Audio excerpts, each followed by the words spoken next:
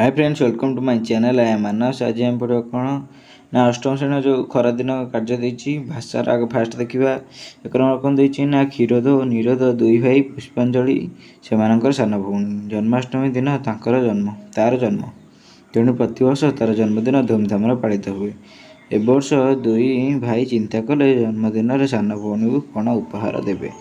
निरोध कहला मु गोटे जमिति बास्क उपहार देवी आकार देवी जहाँफल से ज्यामितिक कार्यगुड़िक सहजरे सुविधार कर।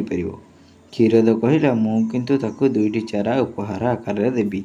किछि दिन पूर्वे पुष्पांजलि निजे लगाई गछटी मरीजर बहुत मन दुख करुला, तेणु मुझे चारा उपहार दे ताकू खुशी करने चाहूँगी। चारा देले से ताकू बचाइबाकू चेष्टा करिवो और गछ लगाइले परिवेश सफा और सुंदर रहिबो बोली जानिबो। एतत् व्यतीत गछर उपकारिता संबंध से तार सांग मान को बुझाइबो। यही कथार निरोध खुशी हो कहवाक लगिला, अरे बा, यही अभ्यास जारी रहिले आम परिवेश बहुत बदल जाव, संगे संगे सुंदर और परिष्कार हो। ओके, तबे देख कौन लिखाई ना एबे आस ये प्रश्न गुड़िक उत्तर देवा आग कहवा पर लिखिबे। देख एक नंबर कौन देछि देखिबा। देख एक नंबर कौन लिखाई ना कौन कले आम परिवेश सबुज और सुंदर हेबो।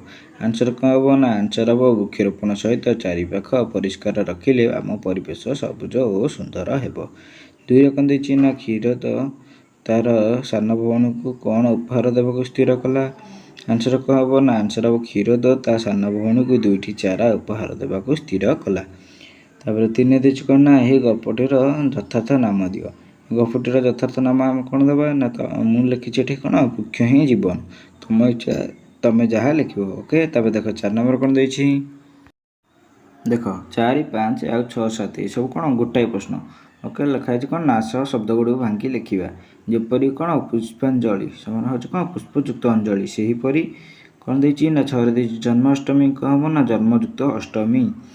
7 देछि कौन ना जन्मोत्सव, जन्मोत्सव आंसर कौन हम ना जन्मयुक्त उत्सव। ओके, 9 नंबर देछि कौन देख ये जो 8 नंबर वृक्षलता आमर बंधु, यही धारणा को नहीं एक चित्र अंकन कर।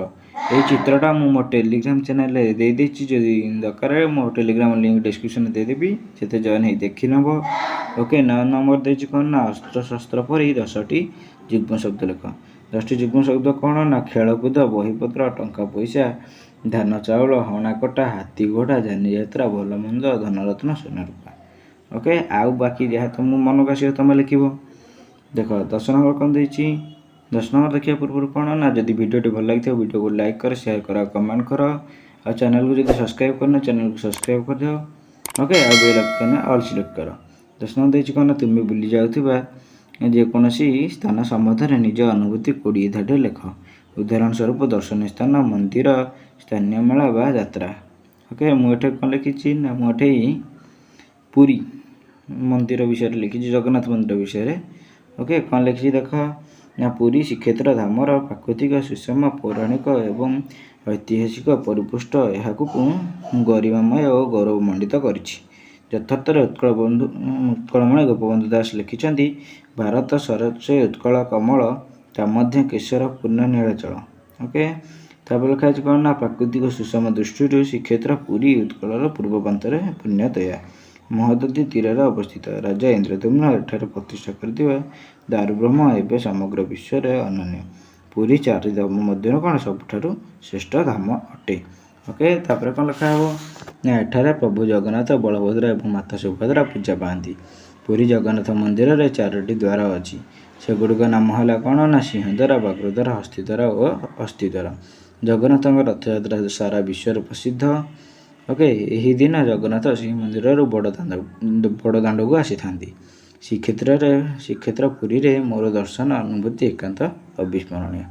ओके, तापर 11 कौन देछि ना खरचुटी किपरि काटिल सांग निकट पत्र। देख मुझे स्क्रीन दे दूँगी। तापर 12 नंबर कौन देछि 11 नंबरटा देखीदेव, पॉज करके कॉपी कौन स्क्रीनशॉट नहीं जीव बा लिखिदेव। तार 12 नंबर कौन देछि ना कागज रे विभिन्न कलाकृति प्रस्तुति कर। 12 नंबर मध्य कौन मो स्क्रीन दे देछि, से भाई आ कौन तुम कर डंगा, टोपी, एरा आज कागज पुच पुच करती एरा सब कर। ओके, ଯଦି ଭିଡ଼ିଓଟି ଭଲ ଲାଗିଥିବ ଭିଡ଼ିଓକୁ ଲାଇକ୍ କର, ସେୟାର କର, କ'ଣ କମେଣ୍ଟ କର।